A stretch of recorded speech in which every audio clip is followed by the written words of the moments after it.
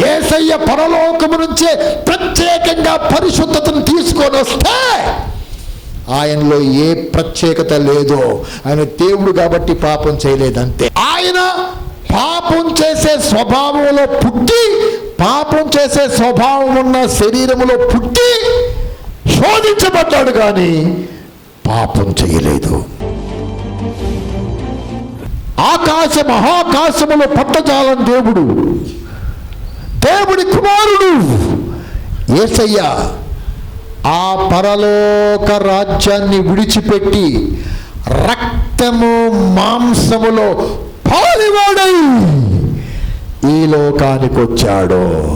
ఇప్పుడు హెబ్రీయులకు రాసిన పత్రిక 2వ అధ్యాయం 14వ వచనములో, ఆ పిల్లలు రక్త మాంసములు గలవారైనందున ఆ ప్రకారమే మరణము యొక్క బలము గలవారిని, అనగా అపవాదిని మరణము ద్వారా నశింపజేయుటకు జీవితకాలమంతా మరణ భయము చేత దాస్యమునకు లోబడిన వారిని విడిపించుటకు ఆయన కూడా, అంటే యేసు కూడా రక్త మాంసములలో పాలివాడయ్యాడు. ఇప్పుడు ఒక అబద్ధ బోధ తెలుగు రాష్ట్రాలలో బాగా వైరల్ అయిపోతుంది. వాళ్ళు ఏమంటారంటే, యేసు ప్రభు రక్తాన్ని పరలోక రాజ్యము నుంచి దేవుడే మరియ గర్భములోకి రక్తాన్ని పంపాడు అనే ఒక అబద్ధ బోధన తీసుకొచ్చి ప్రజల్ని చాలా కన్ఫ్యూజన్లో పెట్టేస్తున్నారు. ఇక్కడ దేవుడు మాట్లాడుతున్నాడు, ఆ పిల్లలు అంటే భూమి మీద మానవ జాతి రక్త మాంసముల గలవారైనందున ఈ రక్త మాంసాల్లో ఉన్న ప్రజల్ని విడిపించటానికి ఆయన కూడా రక్త మాంసములలో పాలివాడయ్యాడు. ఏమయ్యాడు? పాలివాడు అంటే భాగస్థుడయ్యాడు. మనుషులందరూ రక్త మాంసాల్లో జీవిస్తున్నట్టే యేసయ్య కూడా రక్త మాంసాల్లో పాలి భాగం తీసుకున్నాడు. ప్రత్యేకమైన రక్తంతో రాలా ఆయన. నీలాంటి నాలాంటి తల్లి గర్భములో, నా తల్లి గర్భములో నాకెని ఏ విధంగా రక్త మాంసాలు ప్రారంభమయ్యాయో, యేసు తల్లి అయిన మరియ గర్భములో యేసయ్యకి అలా రక్త మాంసాలు ప్రారంభమయ్యాయి. అయితే పురుషుడితో సంబంధం లేదు, తండ్రితో సంబంధం లేదు, పరిశుద్ధాత్మ చేత మరియ గర్భం ధరించింది. దాంట్లో సమస్య లేదు. అది తప్ప అచ్చం నీలాగా నాలాగా ఆయన మనిషిలాగా ఉన్నాడు. మనుషులకు పుట్టుకతోటే పాపం చేసే స్వభావం ఉంది. నీకు నాకు మనుషులందరికీ ఏముందంటే నేచర్ ఆఫ్ సిన్, పాపం చేసే స్వభావం ఉంది. యేసయ్య కూడా నీలాగా నాలాగా పాపం చేసే స్వభావంలోనే పుట్టాడు. ఆయన కూడా నీలాగే నాలాగే కామ, క్రోధ, లోభ, మోహ, మద మాత్సర్యాలతో కూడిన శరీరములో పుట్టాడు. ఆయన పాపం చేసే స్వభావంలో పుట్టి, పాపం చేసే స్వభావం ఉన్న శరీరములో పుట్టి శోధించబడ్డాడు కానీ పాపం చేయలేదు. మనుషులందరూ శోధించబడతారు, పాపం చేస్తారు. కానీ యేసయ్య పాపం చేసే స్వభావం ఉన్న రక్తములోనే ఈ శరీరంలో ఉన్నాడు. ఆయన శరీరంలో పుట్టుకతోటే నీలాగా నాలాగా పాపం చేసే నేచర్, స్వభావం ఉంది. కానీ ఆయన పాపం చేయలేదు. ఈ అతి ఉత్సాహం పాస్టర్లు వాక్యం చదవరు, వాక్యం ధ్యానం చేయరు. అట్ట కాదు, ఆదాముని దేవుడు ఏ విధంగా సృష్టించాడో తల్లి మరియ గర్భములో యేసుని దేవుడు అట్లా సృష్టించాడంట. వీళ్ళు చెప్పే వాక్యం, వీళ్ళు చెప్పే సందేశాలు బైబిల్లో వ్రాయబడ్డ వాక్యాలని బేస్ చేసుకొని ఉండవు. వాళ్ళ సొంత ఊహలో, వాళ్ళ సొంత ఆలోచనలో. నేను వాక్యములో రాయబడ్డా చెప్తున్నాను. ప్రత్యేకమైన రక్త మాంసాలతోటి యేసయ్య రాలా. రక్త మాంసాలలో ఆయన పాలి భాగస్థం తీసుకున్నాడు. మనలాంటి రక్త మాంసాల్లో పార్టిసిపేట్, ఒక భాగం తీసుకున్నాడు. పాలివాడు ఆయన పాపం చేసే అవకాశం ఉన్నా పాపం చేయలేదు, పాపం చూడలేదు, పాపాన్ని ఆలోచించలేదు, మహాపరిశుద్ధుడయ్యాడు. కాబట్టి ఆయన శిలువ పైన కార్చిన రక్తం పరిశుద్ధమైన రక్తమైంది. ఆయన పరలోకం నుంచి వస్తానే ప్రత్యేకమైన రక్తాన్ని, మాంసాన్ని తీసుకొని మరియ గర్భంలోకి ప్రత్యేకమైన పరిశుద్ధతని పరలోక రాజ్యం నుంచి తీసుకొని వస్తే ఆయనలో ప్రత్యేకత ఏముంది? ఇంకా దేవుడు కాబట్టి పాపం చేయలేదు. నా ఆయన దేవుడై ఉండి మనిషిగా పుట్టాడు.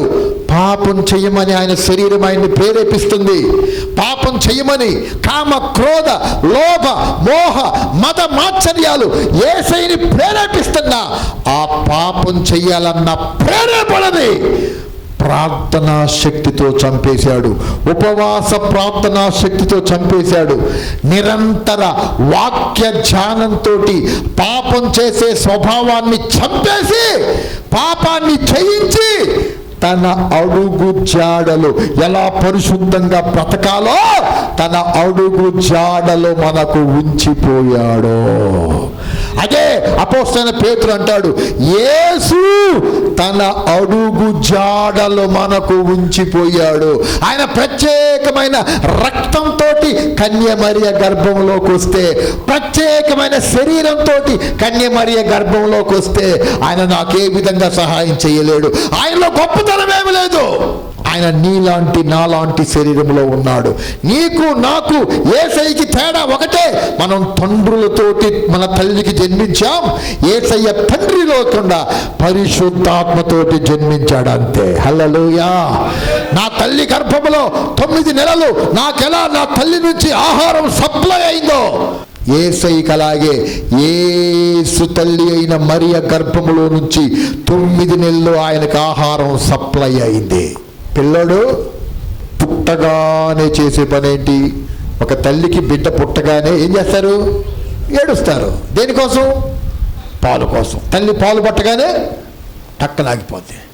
ఒక డౌట్ అందరికీ, మరి ఇప్పుడు పుట్టగానే ఏడిసాడు, ఆకలి అయ్యి పాలు తాగగానే ఆగాడు, మరి తల్లి గర్భంలో ఆకలి అవ్వలేదా అంటే అయితే ఆ తల్లి గర్భములో నుంచి ఆ పేగులోని ఆహారం సప్లై అయిపోయింది.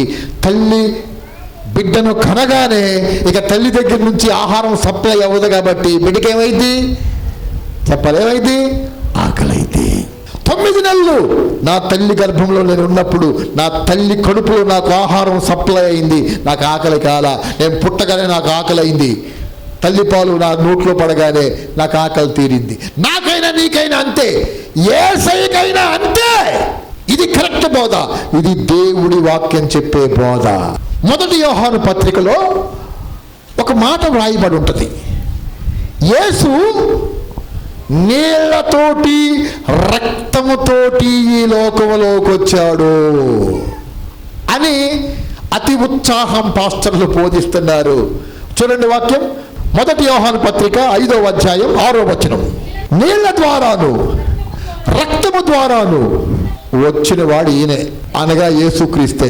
ఈయన నీళ్లతో మాత్రమే కాక నీళ్లతోనూ రక్తంతోనూ వచ్చాడు. ఒక్కొక్క పాస్టర్ బోధిస్తున్నాడు, ఇప్పుడు ఈయన పరలోకం నుంచి నీళ్లతోటి రక్తంతో వచ్చాడు కన్యమరి గర్భంలోకి.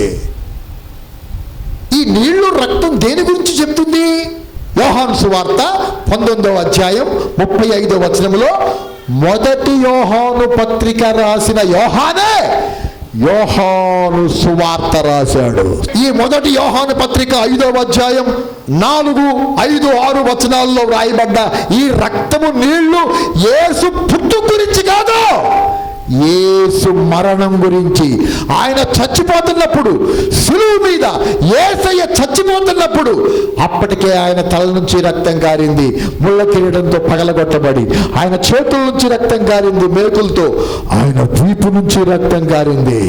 3 మేకులతోటి 6 గంటలు సిలువ మీద యేసయ్య వేలాడుతున్నప్పుడు ఆయన రక్తమంతా, పరిశుద్ధమైన యేసయ్య రక్తమంతా ఆ కల్వరి కొండల్లో కారింది. ఆఖరికి ఒక సైనికుడు వచ్చి, యోహాను సువార్త 9:35, సైనికుల్లో ఒకడు ఈటతో ఆయన పక్కన పొడిచినప్పుడు వెంటనే రక్తము, నీళ్లు కారాయి.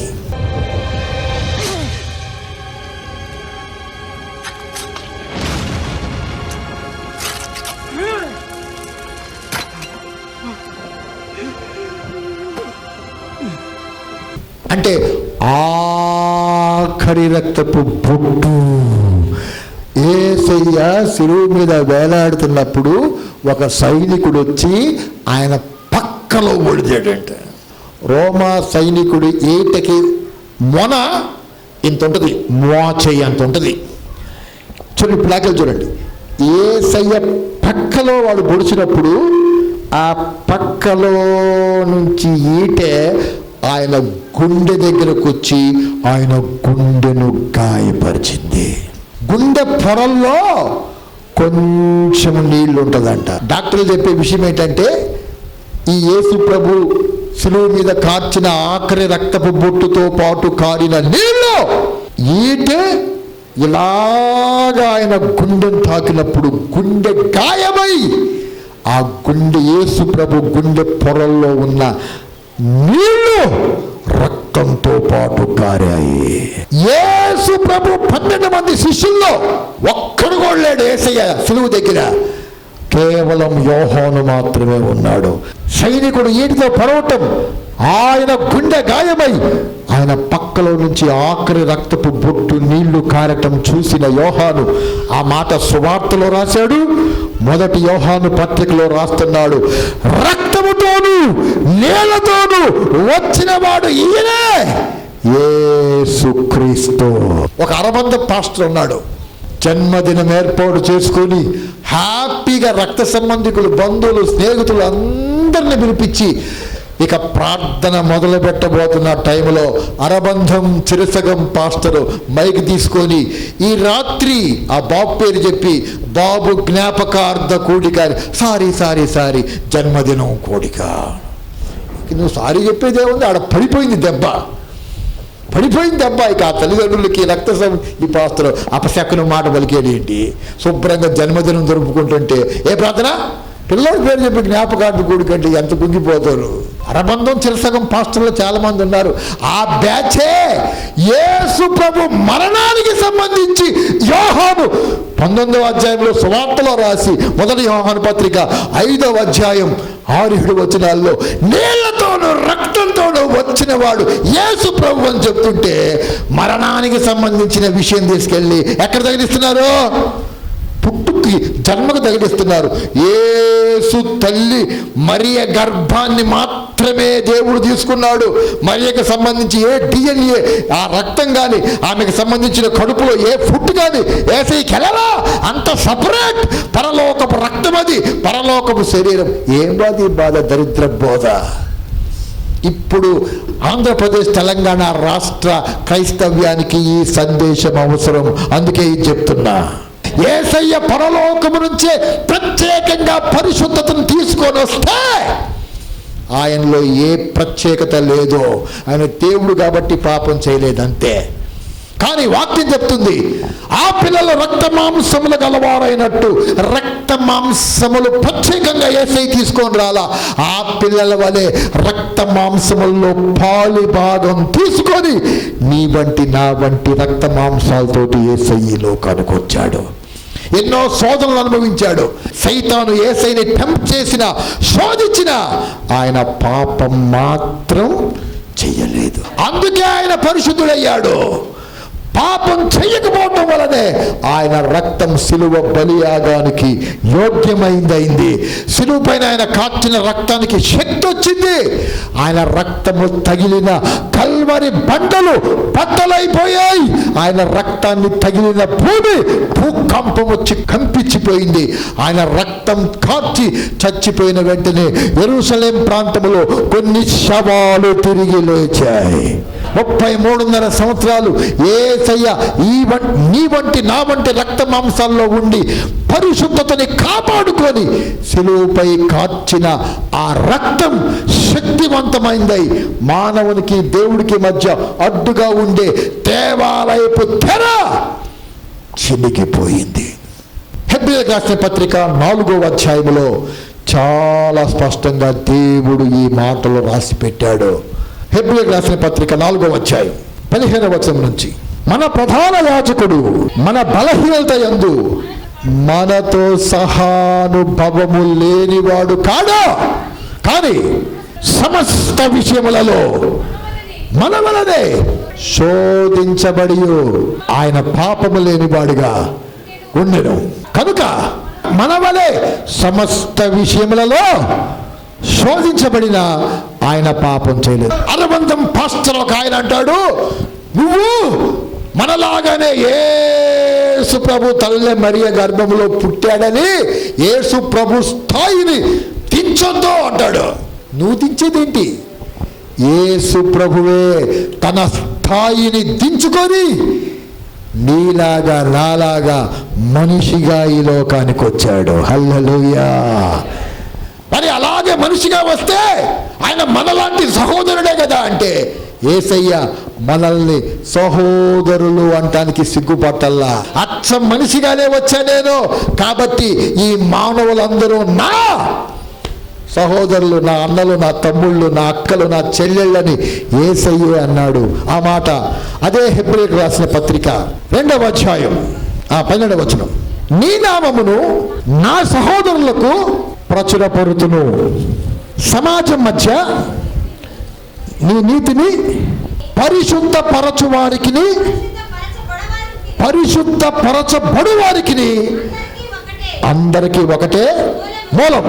ఈ హేతువు చేత వారిని సహోదరులని పిలుచుటకు ఆయన సిగ్గుపడక నీ నామమును నా సహోదరులకు ప్రచురపరుతును, సమాజం మధ్య నీ కీర్తిని గానము చేతుల నేను. పరిశుద్ధపరిచే యేసయ్యకు పరిశుద్ధపరచబడే ప్రజలకి మనకి ఒకటే మూలం అని దేవుడి వాక్యం చెప్తుంది. అంటే యేసు మనకు అన్నా అంటే ఎస్, యేసు ప్రభు మనకు అన్నే, యేసు ప్రభు మనకు అన్నే. ఆయన మనల్ని తన సహోదరులు అంటానికి సిగ్గుపట్టల్లా. యేసయ్య సిగ్గుపట్టల్లా.